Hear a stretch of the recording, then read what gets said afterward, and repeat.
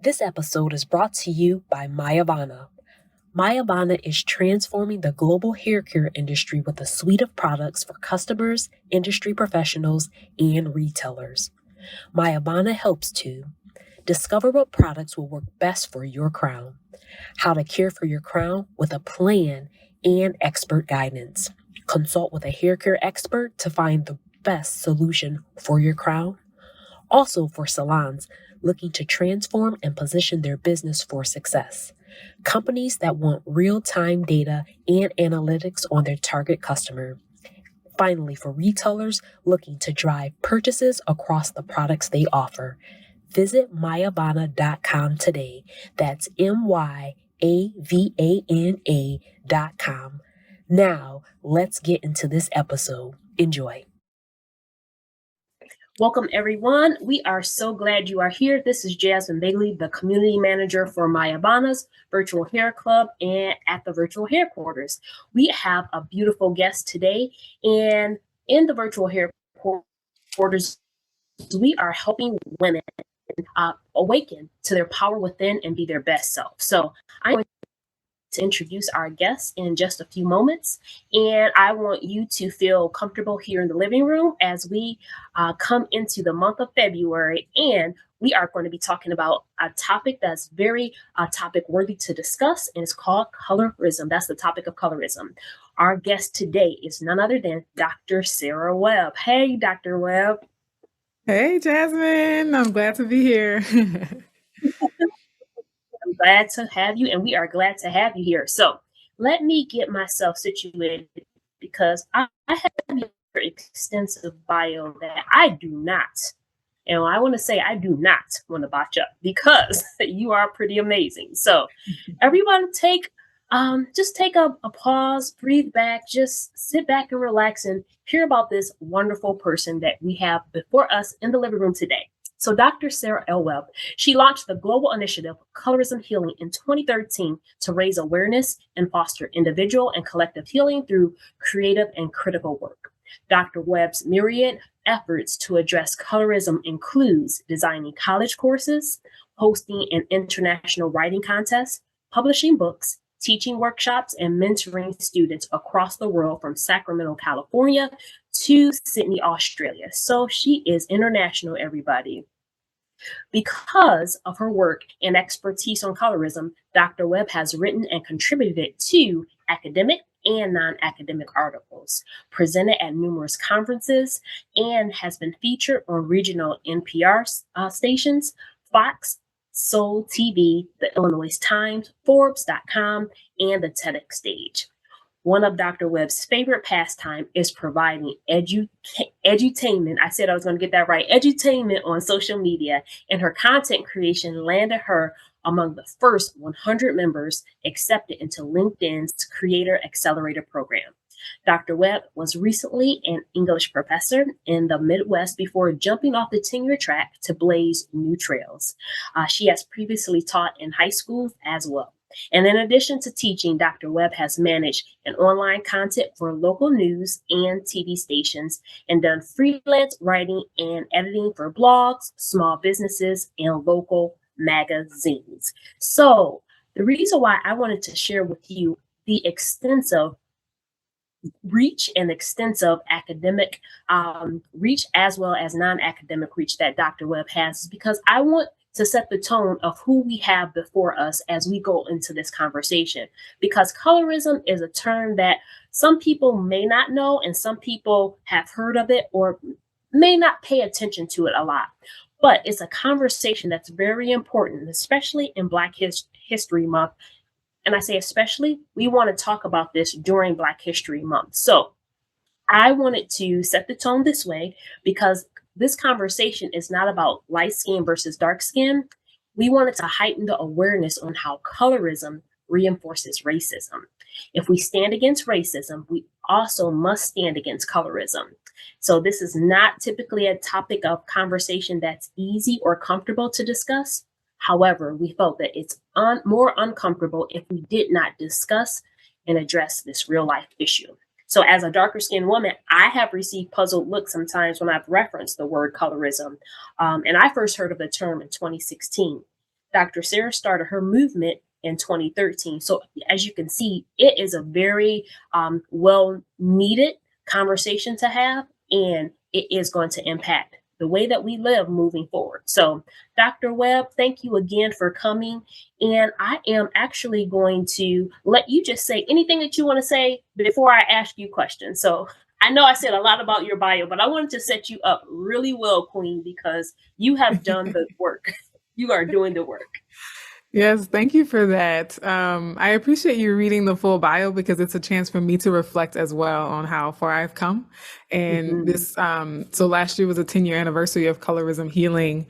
And it's interesting because I started writing about colorism in 2011, but I didn't come up with the idea of a formal platform, Colorism Healing, until 2013. And I didn't expect it to become my life's work. I thought it was just something I needed for myself. And it is that, but it is a proud moment to be able to reflect on the impact and the lives I've touched, the people I've gotten to meet, such as yourself, along the way. And I also realized I need to update my bio because I don't think I mentioned the MTV Love and Hip Hop appearance, which I think was a big milestone moment last year. That's a huge milestone. Yes, and we were going to talk about that, but yes, it wasn't in the bio. But that's what I'm grateful that you said it, because I did want to read the full extent of it, because you are doing a lot and have done a lot of work. So thank you for saying that. I am going to ask you about that too. So Okay. yes, put that in there. Yes, yes, yes. All right. So my first question, I want you to set the stage, because again, that's why we read your bio, so that people can understand the extensive work that has been done, and for you to be able to provide us with um, the education that we need around colorism and colorism healing. So, can you provide an introductory definition and share what colorism is, and then its origin and why you began the colorism healing movement? Again, you set it up however you need to, but I know this is going to be important for people to know. Yeah, absolutely. So, colorism is a social system in which people with the lightest skin tones, the more white looking features or European features, are positioned at the top of the hierarchy. And those with darker skin tones, more what we consider traditionally African features or indigenous features and hair textures, etc., have historically been pushed or marginalized to the bottom of the social hierarchy.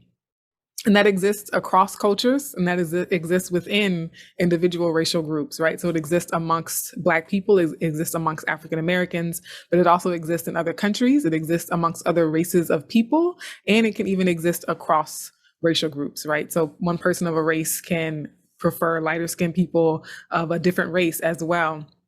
And colorism has slightly different origins depending on what part of the world you're talking about, right? So in Asia, there's a close correlation between caste and skin tone, but globally, especially for people of the African diaspora, colonization did have a lot to do with it. The vast majority of colorism as we know it today does have deep, deep roots in colonization. And I say colonization because, yes, that includes slavery. Yes, it includes Jim Crow segregation. But even in places where they didn't have slavery, the idea of whiteness or European ancestry somehow being better or being smarter or being more human, more sophisticated, right, more advanced culturally was intentionally perpetuated throughout the colonies, right? So every place that France or Spain or Great Britain or Portugal or the Netherlands, every place that they colonized, they had to spread this narrative, this myth really, that they deserved to be in power, that they were inherently better than the indigenous people, the native people of the various lands that they were trying to dominate. And so as you mentioned, I'm glad you talked about how if we are against racism, we also have to be against colorism, because colorism is the shades of that, right? And so, yes, a lot of people say, well, white people position themselves at the top of the hierarchy and everyone else is just at the bottom. But that's not completely accurate, because they do have variations. There's a spectrum of privilege, and that matters, right? So I liken it to standing in line. If you're standing in line to receive a prize or to eat donuts, I always use a pastry line analogy, I guess, because I have a sweet tooth. So like at standing in line for donuts, and people will say, well, I'm not the first person in line, so it doesn't matter where I am in line. And actually, being number 2 in line is still significantly better than being number 25 or being number 98, right?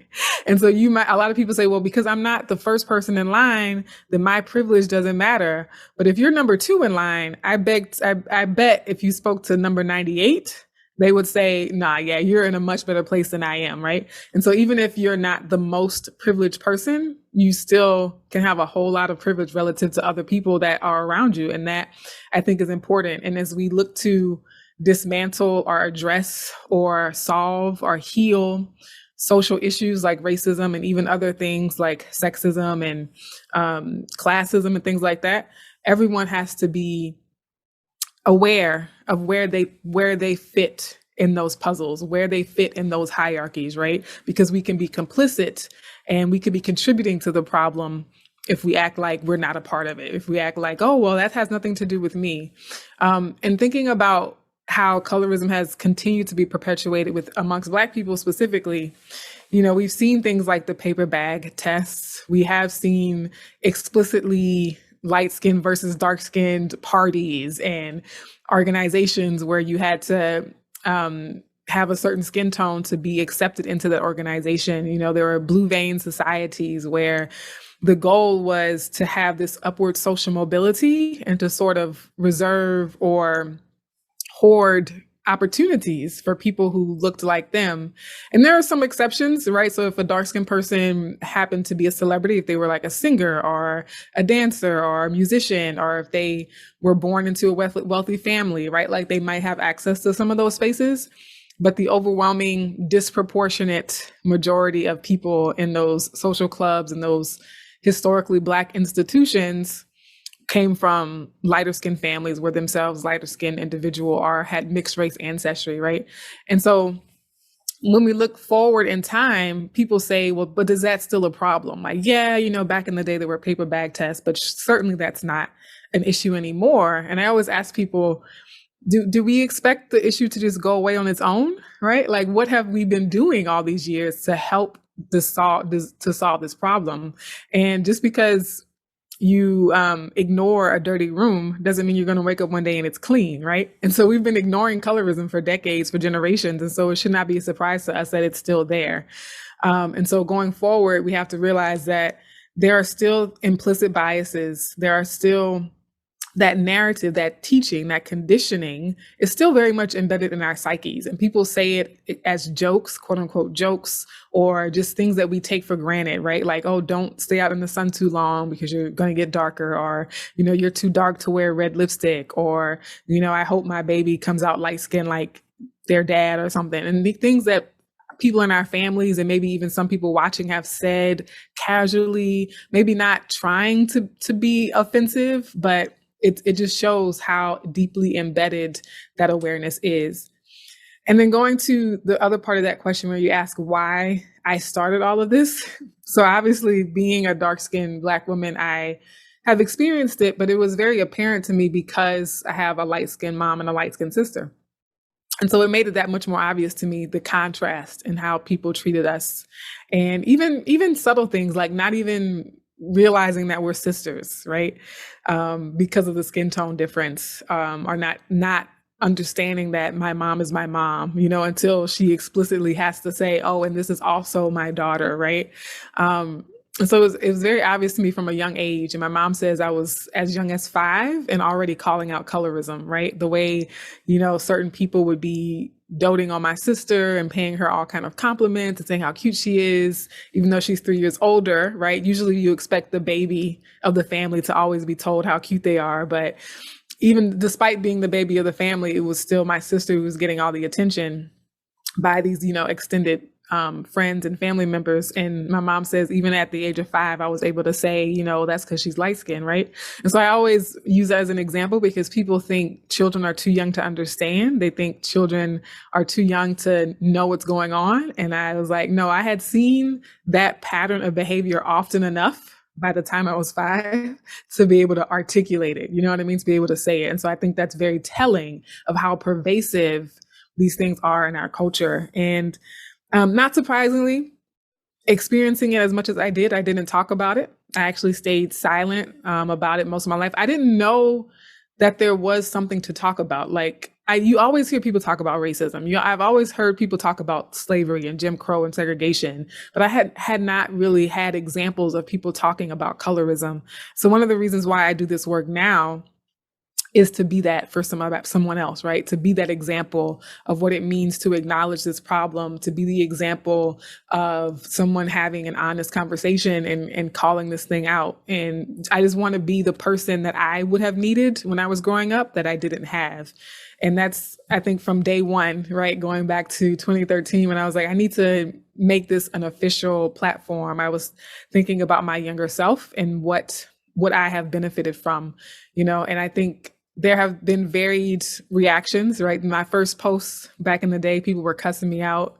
People were very angry and upset, but that's also how I knew we needed to talk about it. I said those kinds of reactions let me know that there's a deep wound there. Like there's something that we really need to address. Otherwise, people wouldn't be reacting so strongly. So. Most definitely. And thank you very much for having the courage, because it took courage for you to do that.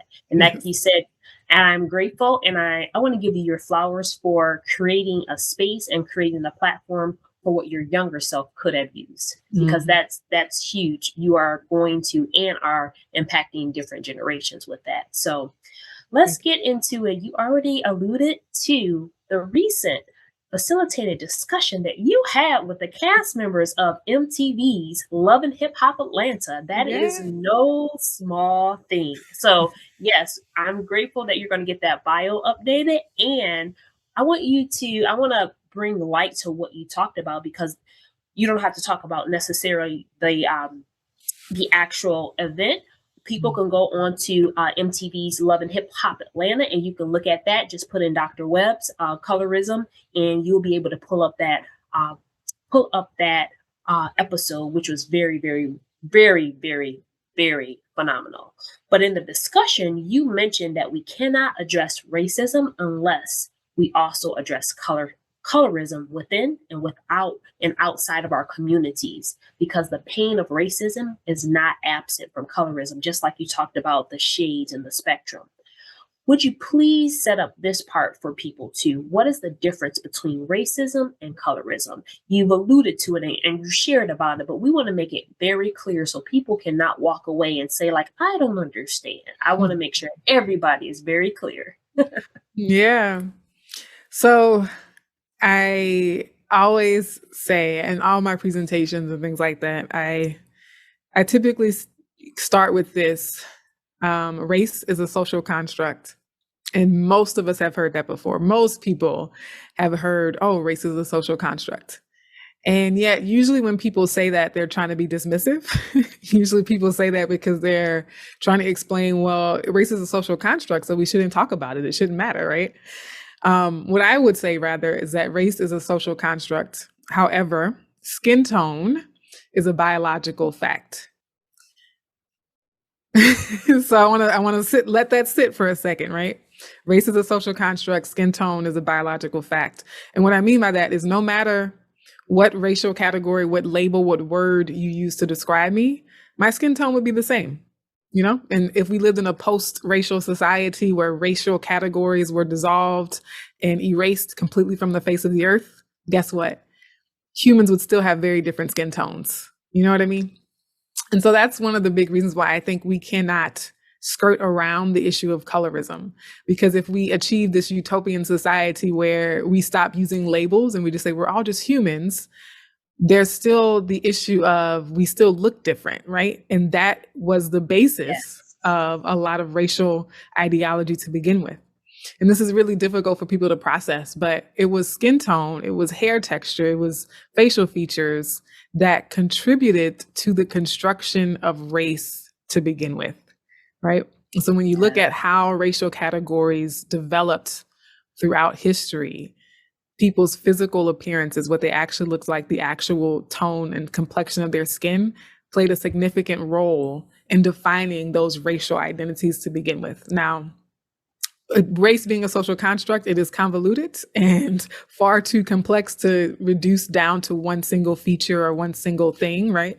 But I always say we can't deny the role that skin tone does play in that history, right?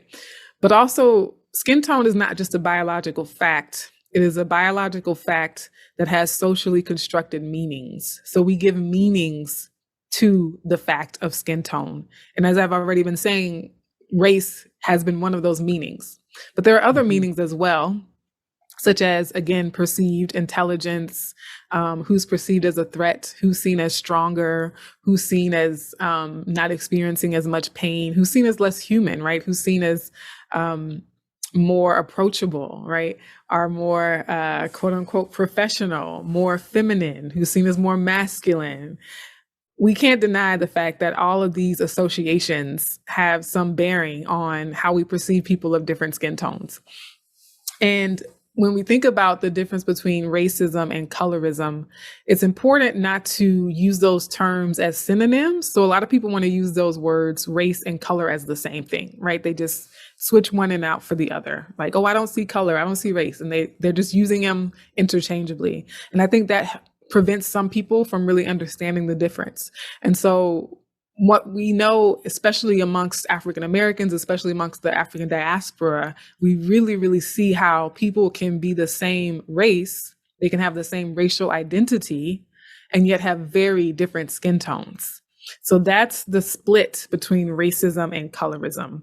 Yes, we all belong to the same racial classification. We all identify as Black, but we have a wide range of skin tones within that racial classification. And so when we have racism, people of different races are treated differently. But when we have colorism, we have people of the same race being treated differently because of variations in their skin tones. Thank you very much for explaining that, because what you're just summarizing is what we definitely have to know. Like you said, with the pastry line, if someone is in number 2, it's completely different from the person who's number 98. And if we're not aware of that, like you said, we'll interchangeably use terms and words, but they definitely have different implications. And like you said, the reason why this is important is because it's like people who talk about, I'm just going to say racism, and just like, that was back in the 60s, or that has passed. Right. It would be the same thing putting colorism in it now too. It's like you said, the paper bag test, that was back then. It's past. If you're not aware of it, you can't say you can be an ally. You really can't speak to it, and you can't support or address or help.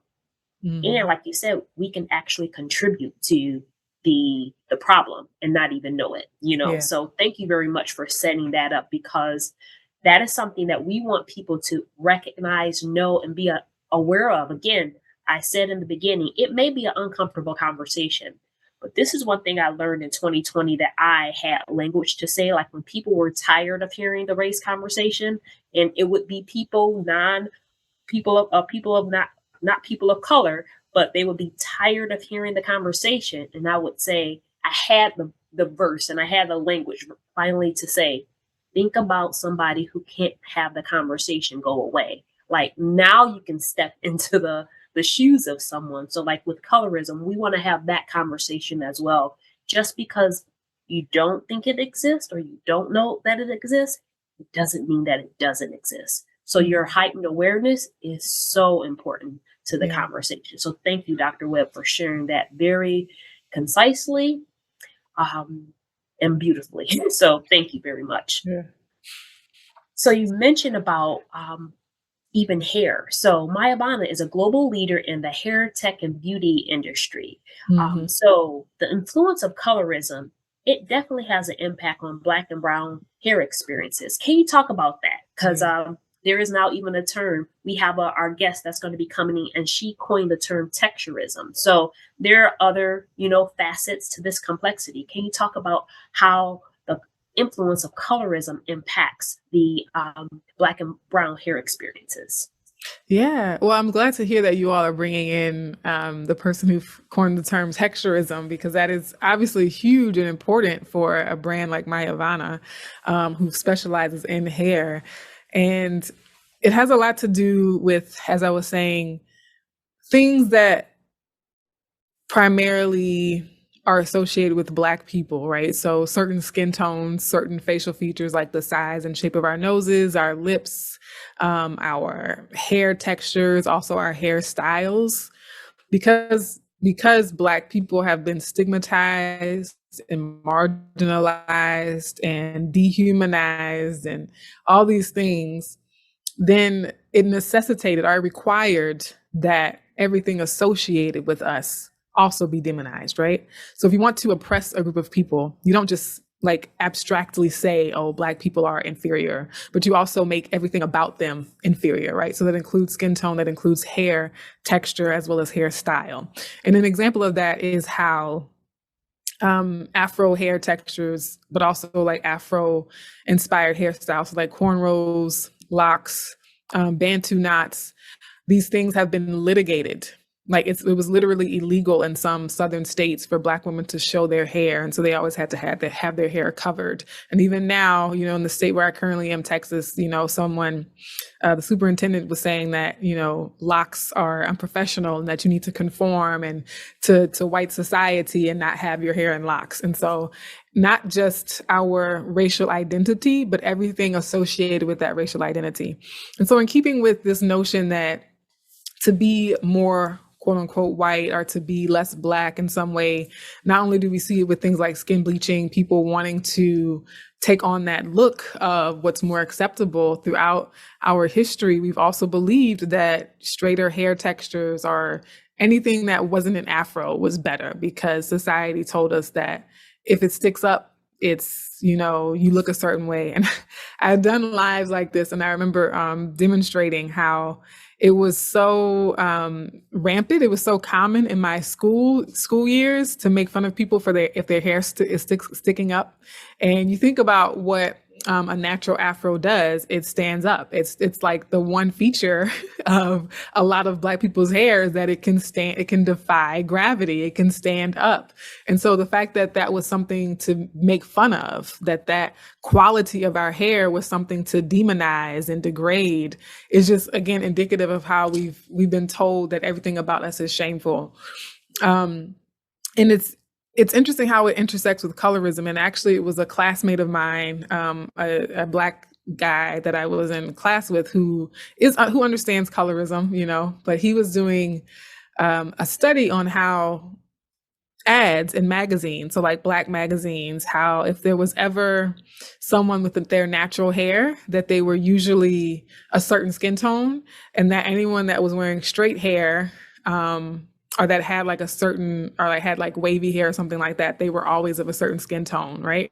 And so that conversation, this was many years ago, I was still in school, made me understand how certain hair textures are seen as even more problematic on people with certain skin tones, right? Or people with certain facial features. And other types of hair are associated with people with certain skin tones. And so you have, for example, I hear a lot of dark-skinned women say, you know, people, you would tell me like, oh, well, at least you have good hair, right? Quote unquote, like that phrase, at least you have good hair, meaning that, well, we don't like the fact that you're dark skinned, but at least you have this other feature that we do approve of, that we do accept. And so when we think about colorism, it's whatever you can get, whatever you can reach for to be more in line with what, you know, Europeans said was beautiful and acceptable and right, quote unquote. And so hair has definitely been a factor in that. And I've also heard dark-skinned people, for example, say, you know, because I'm dealing with colorism and the stigma of my skin tone, I can't afford to also deal with the stigma of having natural hair, right? And so, again, people are like caught in this sort of quagmire, this like quicksand of expectations and beauty standards and what's deemed respectable. And I think there's like we have a long way to go when it comes to the hair conversation. And one of the reasons I think that is because our hair is one of the things that's easy to change, right? And so I think unlike skin tone, which you can technically change your skin tone, is just a lot harder and a lot, you know, it's just not as easy at all to change your hair. But I think because our hair has been so politicized, so explicitly and overtly politicized and policed and litigated, and even thinking about our ancestors and our roots and our history, for those of us who come from the African continent at some point, how hair was symbolic, hair was art, hair was communal, right? It was like indicative of like your status in society, and you can identify your role in the tribe based on how you designed your hair, and if you were getting married versus if you were becoming a mother. Like your hair has so much symbolism in it. And so we have never really, I think, because of colonization, because of the legacy of slavery, we've been severed artificially from that history, from that legacy. And I think we've never had the opportunity, never had spaces to really heal from that and to reclaim what hair means for us, right? And especially outside of the public eye, outside of public scrutiny, and saying, we want to be the ones to define what this means for us without the world feeling like they have a say at all, and that's just very hard to do in America or anywhere in the globe at this point. But it's important work. And so I'm excited to learn more and continue to follow MYAVANA and the work that you all are doing with that, because it is a very important piece of our present as well as our future. Most definitely. Thank you so much for sharing that. So for Colorism Healing, you founded it, and I want to make sure I say this correctly. You want to help people who want to dismantle colorism discover their authentic power to heal and transform their world from the inside out. So can you share how you help companies, institutions advance their diversity, equity, and inclusion missions? Because I know you speak with corporations. Yeah. So I'll say it's difficult because, in 2020, companies were like, they were on board, right? And you already see, I'm not the only one. You already see like companies being like, okay, it's been been enough time. People aren't looking anymore. People aren't really watching. So we can like cut the budgets and we can cut the programming. Yeah. But I think the biggest lift, the biggest ask when I'm talking to companies, organizations, institutions, universities, is the research around the systemic impact of colorism. So many people have asked me, and these are, Jasmine, like really woke people, quote unquote. These are people who have been doing DEI work for decades, people who really understand history and understand racism, and they are just shocked and uninformed at how colorism impacts the workplace and how colorism impacts education and how colorism impacts healthcare and health outcomes. And so it's kind of exhausting sometimes to think about how much awareness we still have to raise, or even amongst people who are otherwise considered woke-ish folks, you know what I mean? Like there's just a severe lack of awareness around the fact that for every racial inequality, there's a parallel inequality due to colorism. That's the simplest way I can describe it, right? So everybody who is aware of racism, they're like, yeah, okay, Black people have it harder in education and healthcare and the sciences and things like that. But that's not the same. It's not the same for Black people across the board, right? Those who have the darkest skin tones, those who have the more Afro-textured hair and the fuller features are bearing the brunt of those racial inequalities. And there have been studies that have showed that if you look across the spectrum of skin tones, that those with the lightest skin tones have the smallest degree of inequality, that their incomes, that their health outcomes are more on par with white people, and that the darker your skin tone, the wider the gap gets, right? And that's just an important reality that I think workplaces have to understand. And I've had light-skinned people, or light-skinned biracial people in particular, say that they observe being in a room that is supposedly racially diverse, but they are the darkest person in that room, right? And so a lot of times companies and institutions, they're like, oh, on paper, we have all these different races of people. We have Black, we have Latino, we have African-American, we have Asian, we have Southeast Asian, all these people. And yet the darkest person amongst them is still pretty far on the lighter side of the human skin tone spectrum. And so for companies and organizations, it's educating them on how your implicit bias, again, about who's intelligent in interviews, and research showing that skin tone had a bigger impact on their perception of competence and being an appropriate fit for the job than levels of education and years of experience, right? And so a significant impact in how someone being perceived as a good fit for the company, or they'll fit in with the company, or we think she'll do well with our clientele, or he seems so friendly and approachable and he's really, really smart, and how all of those things can be biased based on the person's skin tone. And that's for African Americans, that's for Latinos, that's for Asians, and that's for like people across the racial and ethnic spectrum. And not just in the United States, even in other countries, right? The research shows that the disproportionate amount of high paying, high status, the corporate jobs are disproportionately represented by lighter skinned people, and that darker skinned people in countries around the world are more often relegated to service roles, right? They're usually the housekeepers and the maids and the cooks and people who do the sort of menial labor, right? And it's not that those jobs are in and of themselves inferior. It's just the pattern of who's most likely to have what job, right? And also because those jobs, like being a service worker, are limited in the income, they're limited in the amount of salary you can earn, then that also corresponds to less wealth, less income, less financial prosperity for darker skinned people as well. And so I think that's like the brunt of it is just making people aware, because so many people just focus on racial inequalities and disparities in school, education, healthcare. And there's a severe need to acknowledge the real gaps and inequalities and disparities that happen even amongst people of the same race. Wow. I want to thank you for enlightening us with this information, for companies, individuals, for people all over who need to hear this conversation, because there's something that you mentioned when you said it gets exhausting.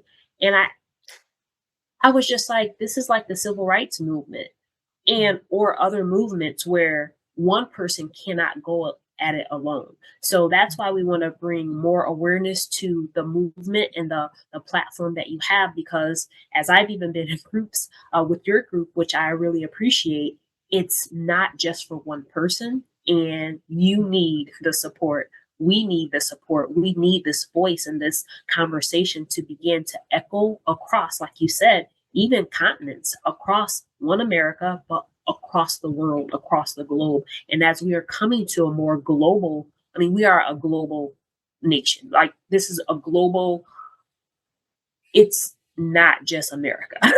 Yeah. And at the same time, we have our roots here that we can now start addressing differently because of the vast issues that we can either say, you know what, it's not that bad, it's gotten better, or we can stand flat-footed and say, you know what, I think we're going to have a lot more work to do. I think I need to lock arms.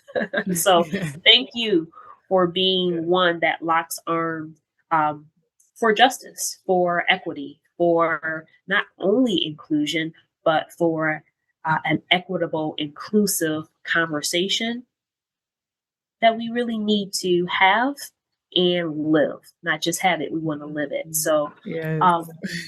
yes. So how can organizations, individuals, and companies connect with you? Because again, with the conversations that you're having, you need resources. You need companies to buy into or invest into and have these conversations. How can companies reach out to you?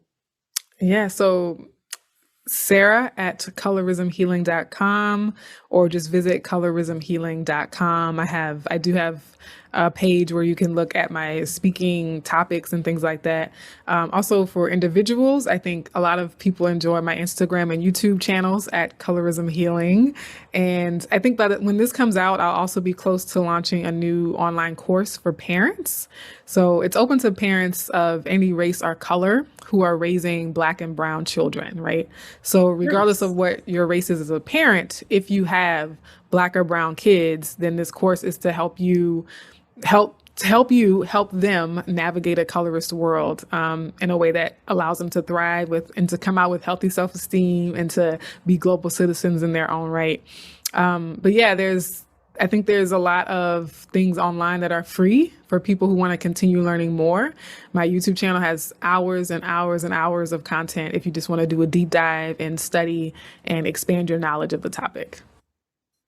Wonderful, wonderful. We will have all of Dr. Sarah's information and contact information in the description box. And we are so grateful that she came by the virtual headquarters and the living room to share with us this very important and well needed topic of colorism, especially during Black History Month. But we're going to take this outside of just the month of February. This is something that we want to start facing and addressing every day in our lives, because it is a reality and we do not want to be part of that reality anymore. So thank you all for attending. Thank you, Dr. Sarah. Is there anything that you want to say to us before we leave out the living room today?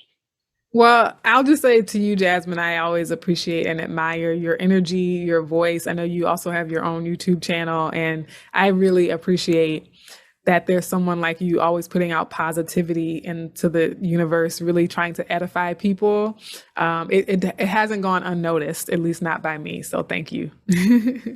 Thank you so much for saying that. I appreciate that. Yes, that's what we are here to do. That's why I'm even here with MYAVANA, because people need edification. People need encouragement. People need to be enlightened, and people need to be educated about things that can help not only ourselves, but our families, our communities, and ultimately the world. So we will continue to keep doing this at MYAVANA, where we want to help women awaken to their power within and be their best self. So until next time, we will see y'all later, and y'all have a great one, okay?